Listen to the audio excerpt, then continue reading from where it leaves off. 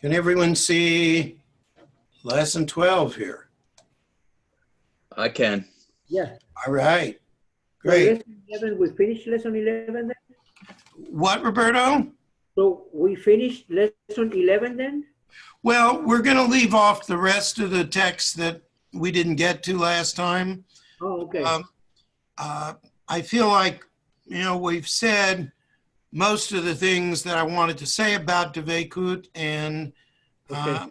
we'll just, there's always more than what we have time for. Okay, okay. So, on to the next piece, which is about this concept called Sora Gavoa, the divine need. So, when I was growing up, I was taught that the purpose of religion was to create better people, a better world. And so the purpose of fulfilling all the laws of the Torah should be they would make me a better person. I would be more ethical, I would be more sensitive, more understanding, more aware of God. And that's the approach of what we originally called normal mysticism. Right? Mainline Kabbalah suggests a different approach. That it really isn't about me at all. It isn't about making me a better person. It might help make me a better person, but religion, or at least the Jewish religion, exists in order to help God. Now, carrying out the commandments has an effect on the higher realm. And that's more important than anything it does for me. And I mentioned before, sometimes you hear people talk about their values as God, family, and country, but God is number one. And this is another way of saying God is number one. It's not about me. It's not about anyone else, except insofar as we are part of God, or at least part of what God needs. So when we were talking about the Sfirot and different imbalances between the Sfirot, so that one of the keys to the successful functioning in the higher realms is to reunify these forces, in particular, Malchut, Shekhinah, at the bottom of the 10 Sfirot, and the other Sfirot above, and especially Tiferet, right? Mainline Kabbalah asserts that by constantly performing all mitzvot with the proper intention, with the proper kavanah, direction, that we then stimulate these forces to move in the proper direction, and with, then their intention mirrors our own. Right? And this is what we see in many aspects of Jewish mysticism, that what happens down here is mirrored up in the higher realms, and vice versa. So how does this Sora Gavoa play out? Right? So here, the first text from the Zohar says, what's the big deal about Moses? What did he accomplish? Says, with every mitzvah, he tried to unite HaKadosh Baruch Hu, which in the Zohar is code language for Tiferet, with the Shekhinah in all assemblies above and below, right? So the mitzvot are just tools that we use to serve this purpose, to unite the Sfirot. And of course, only we can do this, right? So the success of the higher realm, of everything that mainline Kabbalah teaches about the higher realm, really depends on us. And this cosmic requirement is what we call Sora Gavoa, the divine need. God needs us to help bring about the completion, the perfection of the universe. Now, there are references in the Talmud, right? Remember, much earlier than the development of mainline Kabbalah. There are references in the Talmud to the idea of Sora Gavoa. But in the Talmud, it really refers to something else. It refers to the need of the temple. In other words, there were certain things they needed in the temple in order to carry out the work of the priestly cult. Okay?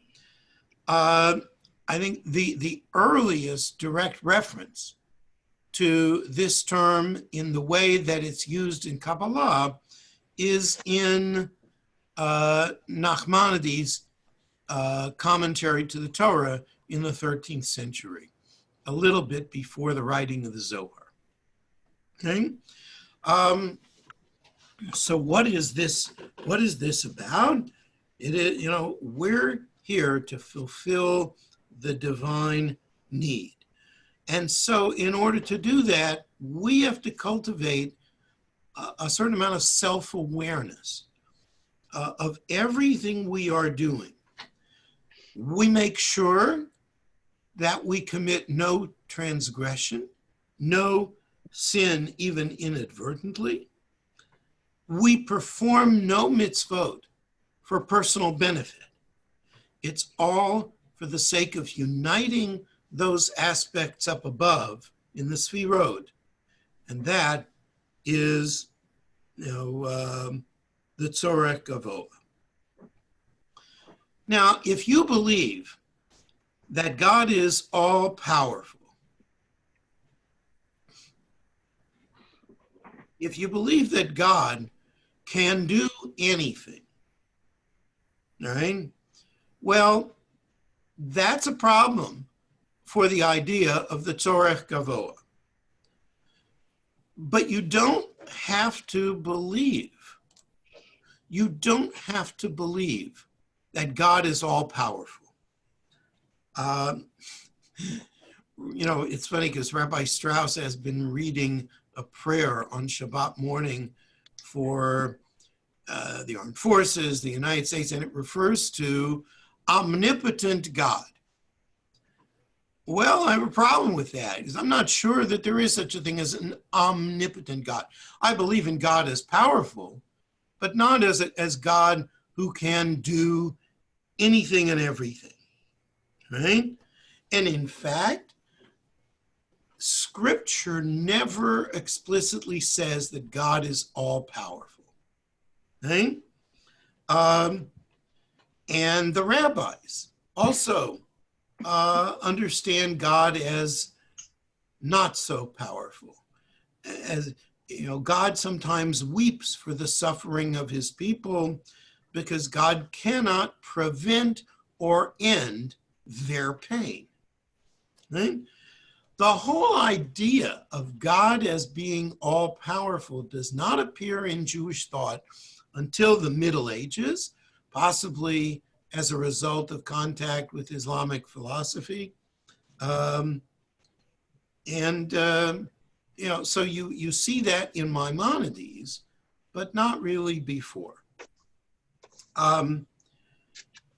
Some people have also tried to say, well, maybe the Ein Sof is omnipotent, but those aspects of God which we have contact with in this world through the Sfirot, those manifestations of God are not all-powerful. There is another approach found in early Chabad teaching that all of creation is an illusion and only God exists.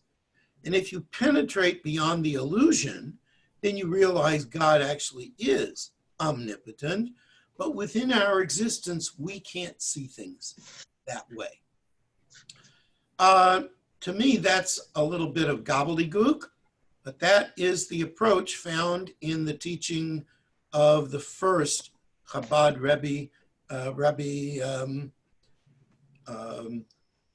Schneur Zalman of Liadi. Okay? A couple of other concepts which are going to be important later on in Kabbalah, and they also relate to this idea of the Sora Gavoa.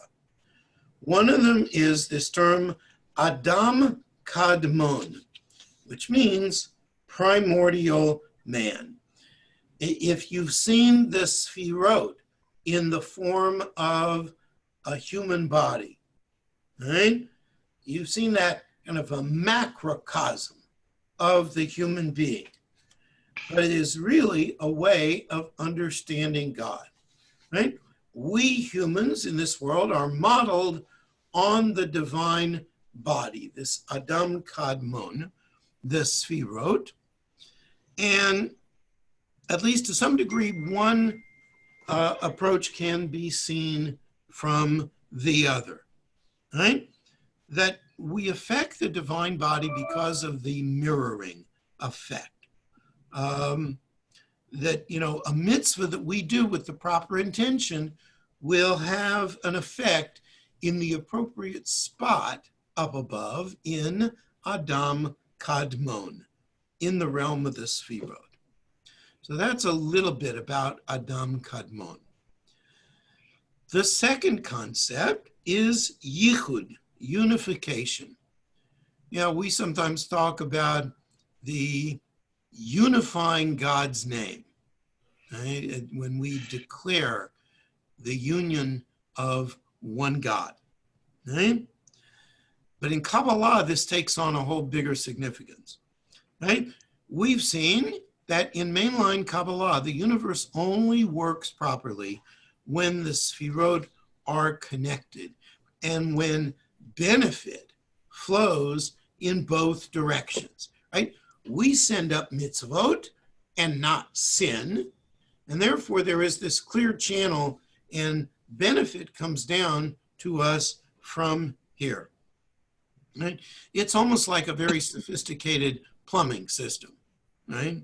You know, it does, you know, when all the pipes are working, right, then nothing interrupts the system and it just functions just like the plumbing in your home is supposed to function. But, you know, sin sometimes gets in the way, and the sitra achra, the other side, the dark side, the evil side, well, you know, that gets in the way and it disrupts the system, disrupts the good operation of the plumbing in this system. And Shekhinah, Malchut, the 10th Sfirah, gets separated from the other Sfirot because all these sins clog up the system. And so we bring in mitzvot, which are specifically designed to overcome these negative powers and to unify the system. They clear up the plumbing, they clear up the cosmos, right? And so that produces this phenomenon of yichud, of unification of the whole system. And the belief that God needs human action is basic to mainline Kabbalah and maybe to most of Jewish mysticism. Now, the more rational thinkers in Jewish history all said that the mitzvot were needed to letzaref, to refine human beings. And they would quote a verse from Job chapter 35, which said, if you sin, what do you do to him?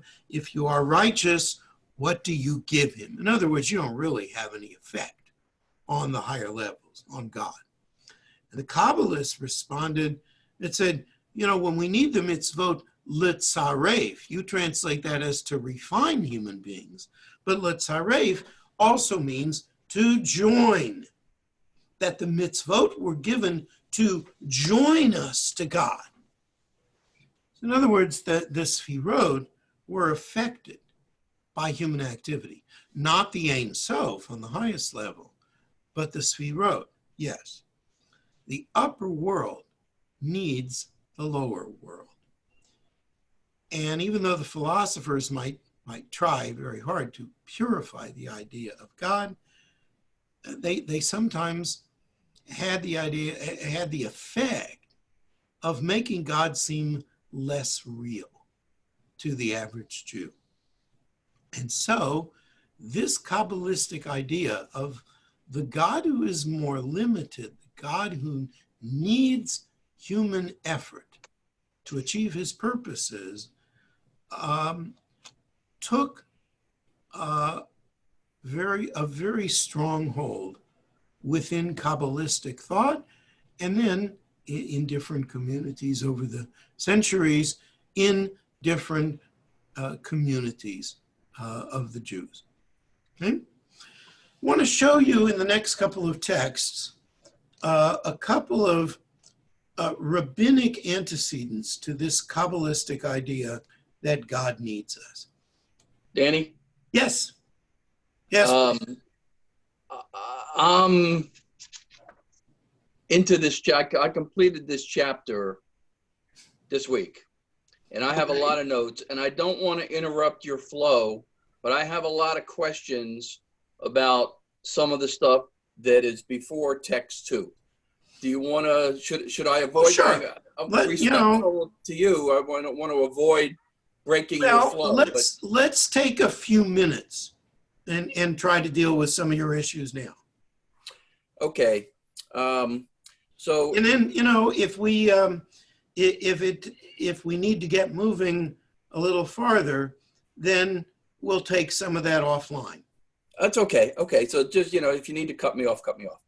So God not being omnipotent does not mean that God is not powerful enough to create the universe. Correct. All right. And Ein Sof is omnipotent, but the Sephirot are not.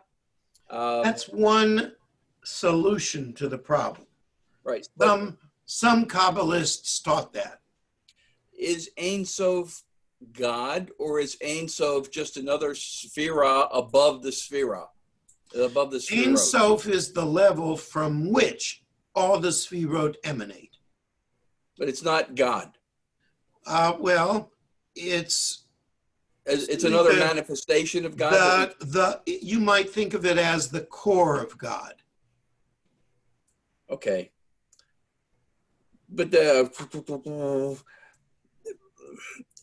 if Ein Sof is omnipotent, God must be omnipotent. On one level, yes, but that's not the level on which we perceive God. Okay, thank you. Let's see. The notion that creation is an illusion and that only God exists. If creation, and then by extension, the physical world, is not real, then what is the purpose? Run that by me again, Lou. Okay. You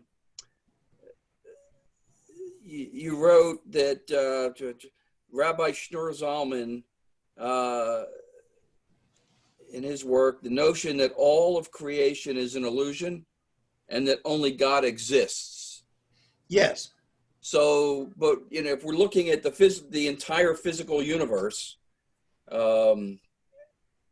if it's not real, if it's only an illusion, then what is the purpose of that creation? That's a good question. And personally, I don't have an adequate answer to that. And that's why I subscribe to the position of Shneur Zalman. All right, one last one. If you ask one of the Chabad rabbis, they might have an answer for that. Okay. Yichud, the universe only works properly when the Sphirot are connected. I understand, or have an understanding, I think, that the connections between God and the world that we know are connected through the Sphirot. but the entire universe, and again, excuse me, but it's, my training, that the universe to me is all billions and billions of galaxies that encompass all time and space. Mhm. So what is the universe here? Does it include the greater cosmos, or is it limited to our world that we can actually see and touch and feel and Right. connect with God? The universe as we know it is the physical world, right? That's not the same as the upper Sphirot, or any of the Sphirot, really. But if the Sphirot are screwed up because of sin or evil, does that really does somebody really think that has an effect on some galaxy that's 13 billion light years away? No, it has an effect on the entire universe and receiving what this universe needs from the higher levels. So the universe does, though, incorporate all of time and space. Yes. As used here in the discussion of Yeshurun. Yeah. Okay. All right. Thank you. I'll have more later. All right. So let me go back to the text here. This is, these are a couple of rabbinic ideas similar to the notion of Sora Gavoa. Rabbi Shimon Bar Yochai offers a parable. A man brought 2 ships and tied them to anchors and iron weights and set them in the middle of the sea, and he built a palace upon them. As long as the 2 ships are tied to each other, the palace stands firm. But if the ships are separated, the palace cannot stand. And thus it is also with Israel. When they do the will of God, he builds his upper chambers in the heaven. When they do not, then he founds it on the earth. And similarly, Scripture says, "This is my God, and I will glorify him when I acknowledge him. He is glorious. When I do not acknowledge him, he is, as it were, not glorious. For I will proclaim the name of God, ascribe greatness unto our God. When I proclaim his name, he is great. But when I do not, as it were, he is not great." Notice the careful use of the phrase "as it were," right? Because the rabbis have a hard time saying explicitly that God is as if he was not God. Similarly, the last verse, this from Isaiah, "Therefore you are my witnesses, says the Lord, and I am God. When you are my witnesses, I am God.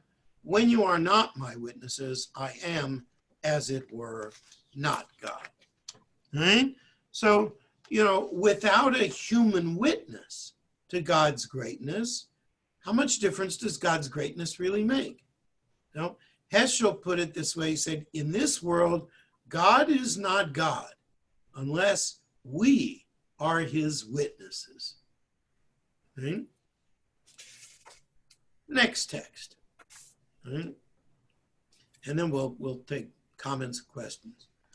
From Midrash Echa Rabbah. Right?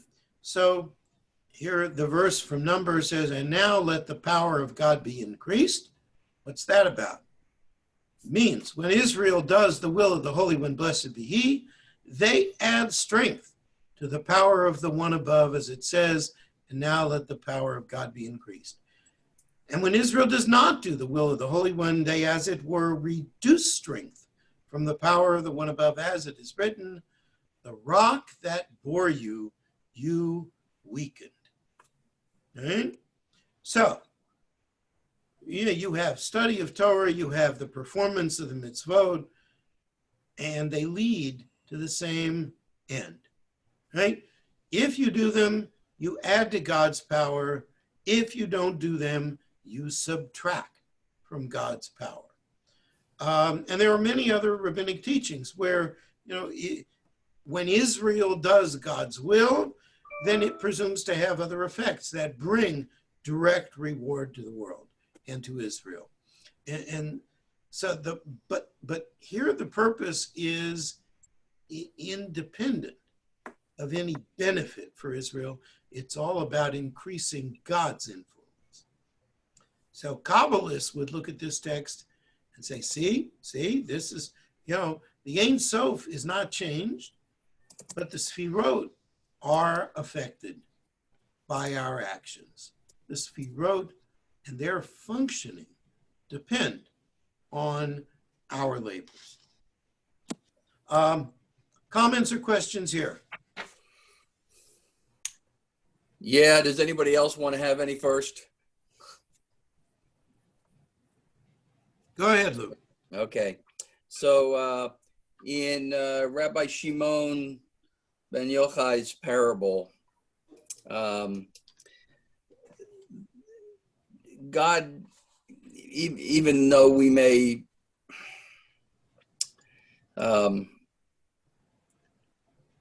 not do the right thing all the time, God is still just as glorious, just as great, and is always God. God is not diminished by our behavior. We may be diminished, and the relationship may be diminished. Well, I think that he's saying something more than that. That it is as if God is diminished. And again, the one of the key phrases in this teaching is "as it were." Right? Yeah, it's there 4 times. Yeah. Yeah, and it's like, we really don't like to say this, that somehow God's influence is limited.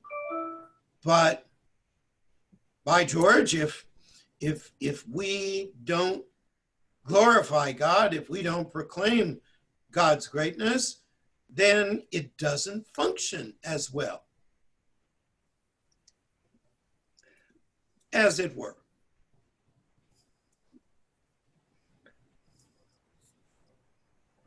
Okay.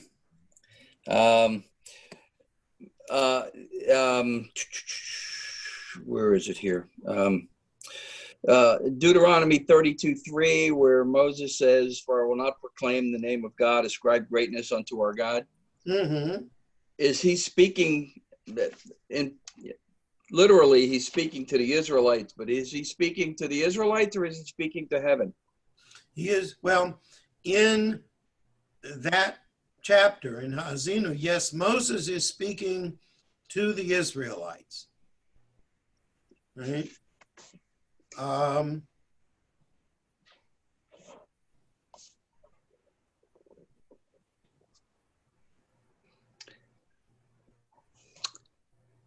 All right, the second or the third text from Midrash Echa Rabbah, Mm-hmm. where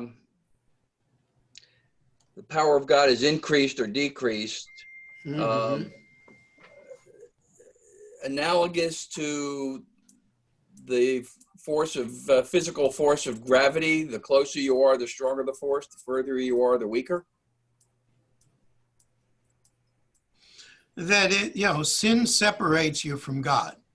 We've already seen that notion. All right.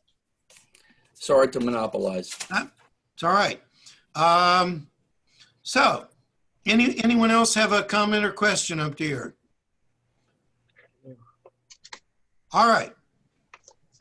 Let's go to number 4.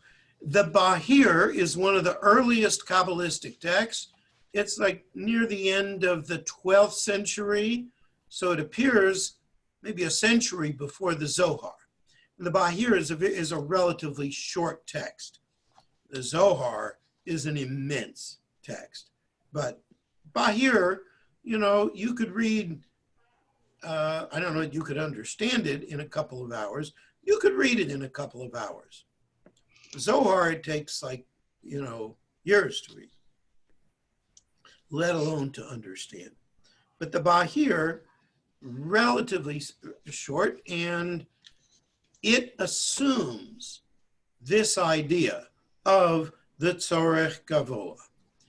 How does one give chesed to the Creator? By studying Torah. For whoever learns Torah for its own sake gives chesed to his Creator, as it is written, he rides in the heaven with your help and with his majesty in the skies. Thus, when a person learns Torah for its own sake, you help me, God, and I ride in the heavens with his majesty in the skies. That's what with his majesty in the skies means. So in other words, if you study God's Torah, just because you say, well, this is God's word and I need to learn it, you help God by adding to his power. And it's chesed, it's love. It's not just, well, I'm showing respect to the king. I love the king. I love the Creator. Right?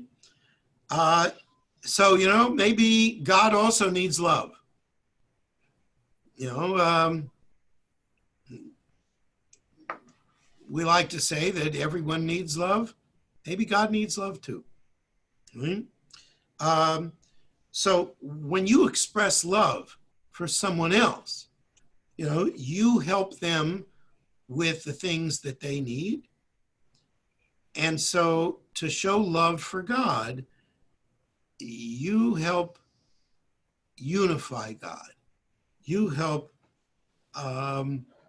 perform this yichud and bring together the different aspects of God. Okay? Questions or comments up to here?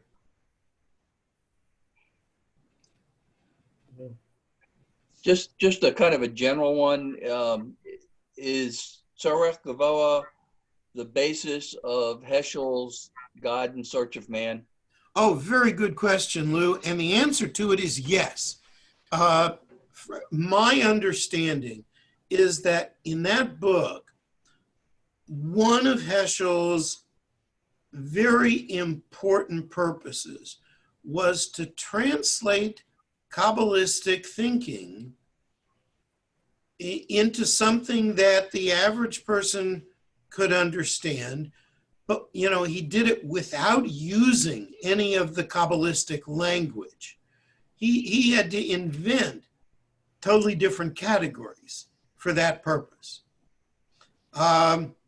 So, God in Search of Man and the companion volume to that, God, Man is Not Alone, are really Heschel's theology of Judaism. And it really, combined, they are one of the great master works of Jewish thought in the 20th century. And indeed, I think, for all time. And we haven't seen the last of their effects. I very much recommend those books to people, and if you want some summer reading,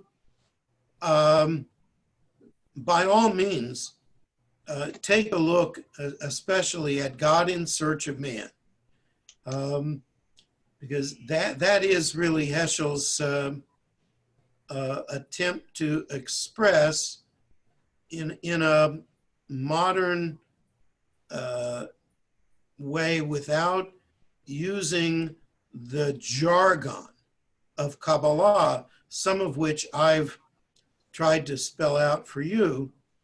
It's a way to, to bring that, those concepts into reality for the average person. And I could say a lot more about this if you wanted, Lou. Well, I read it 3 or 4 years ago, and it took me 10 months to read it. And I think I'm going to have to go back and reread it with a much better understanding of what we've learned from this class. It's a very challenging set of books. Those 2 books are just, very complex, and they're best read a few pages a day for most of us. What was the second book? I think it was actually the first book in order of publication, and that is Man is Not Alone. Thank you. So, I really recommend them strongly to people who want to learn about Jewish theology and Jewish faith. Okay, let's go to text number 5. This from Rabbi Yeshayahu Horwitz, the Shnei Luchot HaBrit. So this takes 2 rabbinic teachings from Pirkei Avot and gives them a whole new meaning.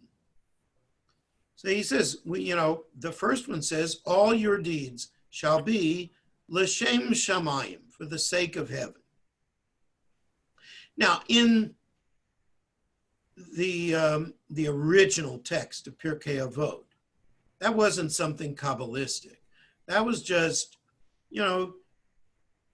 don't do good deeds for your own, self-advantage, for your own self-aggrandizement. Do them for God's sake. Do them to carry out the mitzvot, right? Shnei Luchot HaBrit says, what it means is do them to unite the name with heaven. The name is Malchut. Heaven is Tiferet. It's code language. Heaven is Tiferet, right? To perform that yichud, that unification.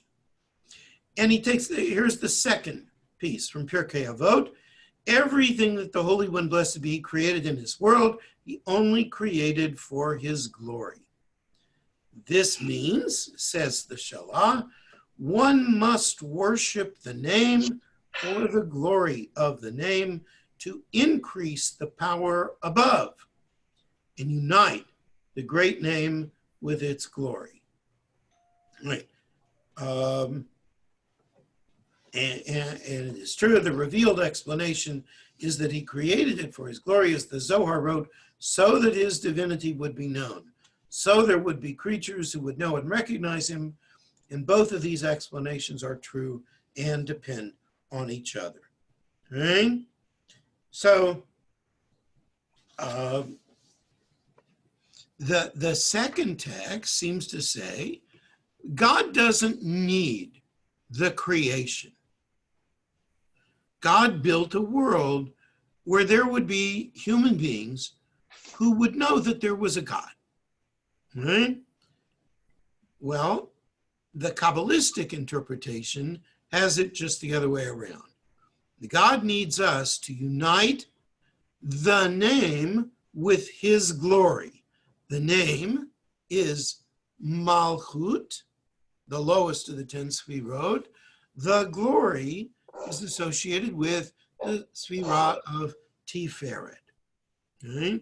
So in other words, the purpose, was so that we would unify Shekhinah and Tiferet. And all of prayer should be intended to help fulfill that purpose, to bring together the Sfirot. And Shalah definitely acknowledges what exists in the rabbinic tradition, that the rabbinic tradition offers its own meaning, what we usually refer to as the pshat of the text, the straightforward understanding, and that's not eliminated by the mystical understanding, right? Since, we may creatively add interpretation to a text, that doesn't necessarily invalidate the more traditional understanding. Right? So for Shalah, prayer is ultimately meant to strengthen God, to serve this Sora Gavoa, this higher need.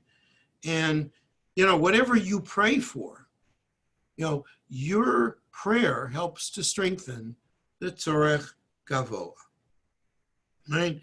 And when you pray, particularly when you pray in a way that fulfills the rules of traditional Jewish prayer, right? Then, you know, that's good, but you also have to pray with the proper kavanah, with the proper intention, with the idea that you are saying all this and doing all this to unify the Sfirot.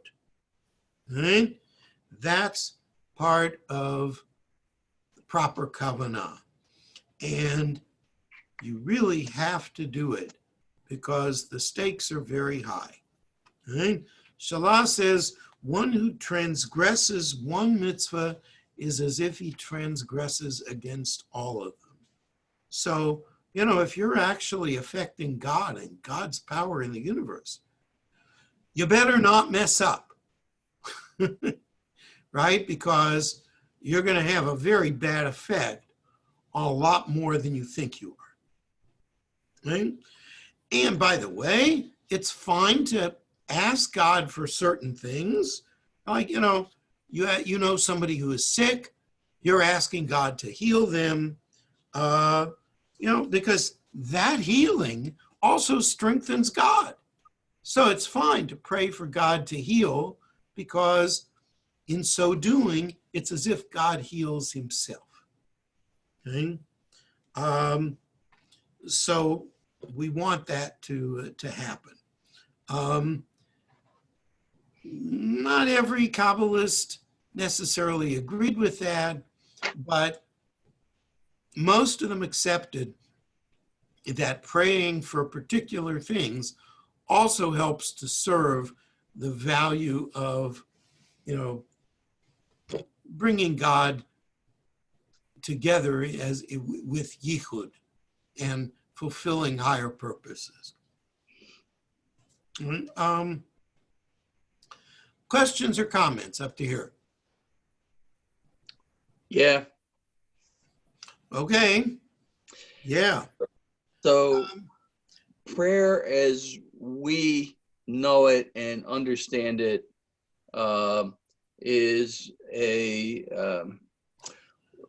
wasn't really developed until after the destruction of the Second Temple.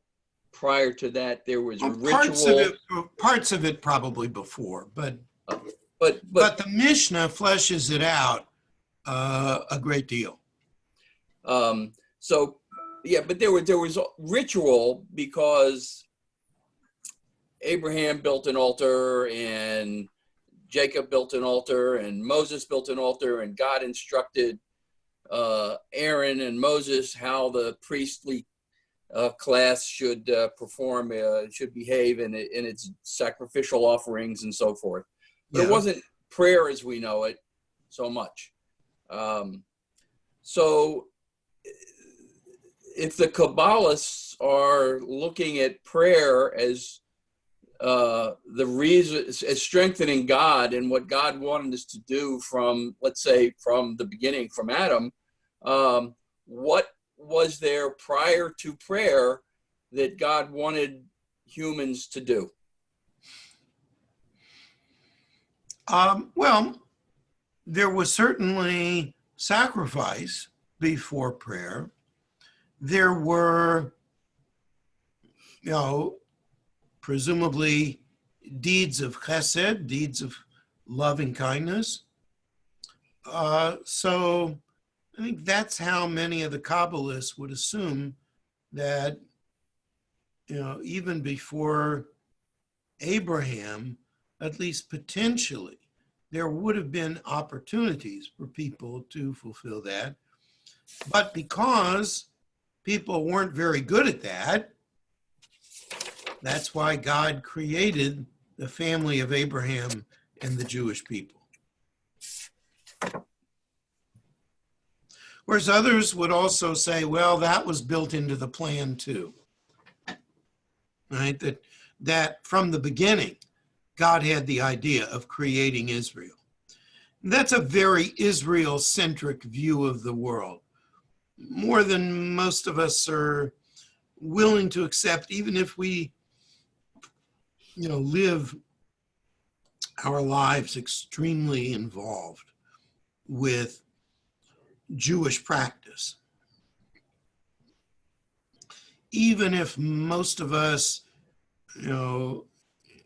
if we have, most of or all of our closest friends are Jewish, we're not ready to say that God is so wrapped up with the Jewish people that somehow,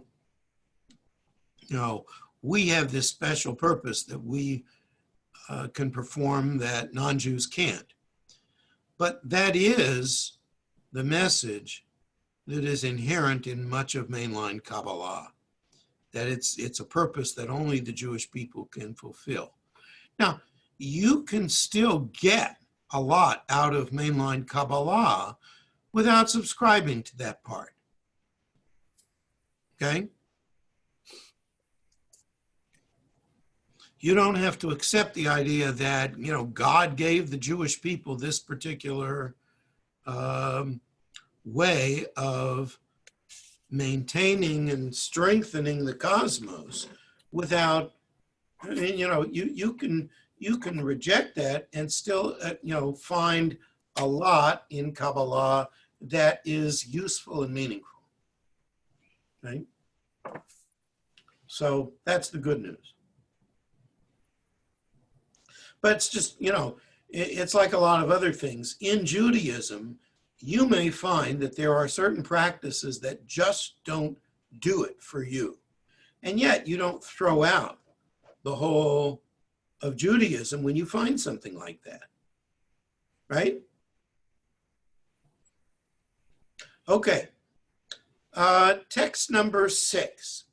We have about 7 minutes left, so I want to see if I can deal with this. All right, there are some passages in the Zohar where if you don't know the code language, it's not going to make a lot of sense. So I'm going to tell you in advance that the message about this is about the Sora Gavoa and Yichud, the unification of the Sfirot. And then I'll break the code for you as we go through some of this and show you how that happens. So here's the text in part A from the Zohar. The verse says, "Great is the Lord and highly praised." Okay? When is the Holy One, blessed be he, called very great? When he is with the Knesset Yisrael. As it is written, the rest of this verse, "But Ir Eloheinu, in the city of our God, he is great." In the city of our God means with the city of our God. Rabbi Yehuda said, "Why is of our God required here?" Rabbi Abba answered, "So it is indeed. It is the city of the power of God and the praise of Israel." What's the meaning? A king without a queen is not a king. He is not great, and he is not praised. And then the continuation of this in the commentary of Shnei Lukot Brit. Therefore, if he is in the city that is of our God, meaning if he is in complete union with her, then he is great. Otherwise, forget about it. The reason and cause for this union is the perfection of the soul through the Torah and the mitzvot. This is the allusion in saying of our God. In other words, we accept his divinity, we do his mitzvot. Right? So, back to the beginning of this, when it says, "The Holy One, blessed be he," that is code language for the Sphira of Tiferet. Knesset Yisrael is code language for the Sphira of Malchut, of Shekhinah. And Shnei Lukot Brit explains that Ba'ir, in the city, refers to the unity between these two elements. Because if not for the union with Shekhinah, Tiferet wouldn't be so all fired up great. Right? So that's why it's very important that Tiferet and Shekhinah be unified. And there's that, thinly disguised metaphor in the Zohar. A king without a queen is not a king.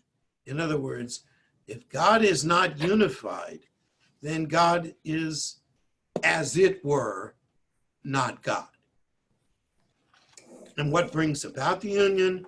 Well, the unification, the perfection of the soul through Torah and the mitzvot. That's what Shalah says. And again, usually when we think about perfecting our souls, or, honestly, just improving our souls, it's because we need that improvement. We know that we should be better people.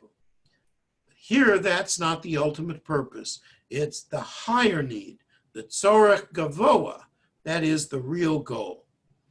And every mitzvah that we keep, every sin that we try to avoid, we're working on that not because we need to be better people or better Jews, but because these are things that help God. They help God function as God. They help God sustain the universe within his plan. Questions or comments up to here? A lot of this code, maybe all of the code language is post-authorship interpretation, is it not? Well, it's implicit to the authors of the Zohar. It's certainly not what we'd call the pshat, the straightforward interpretation of the text of the Torah. But Moses de Leon, one of the authors of the Zohar, didn't have footnotes to say, hey, this is what this means. Somebody later. No, he invented the footnotes in many cases, or his fellow authors did. Some of this may have existed in other texts before, but most of that code language is an invention of the authors of the Zohar. Yes, Roberto. Sorry to go back. You said that the second book was called Man is Not Alone.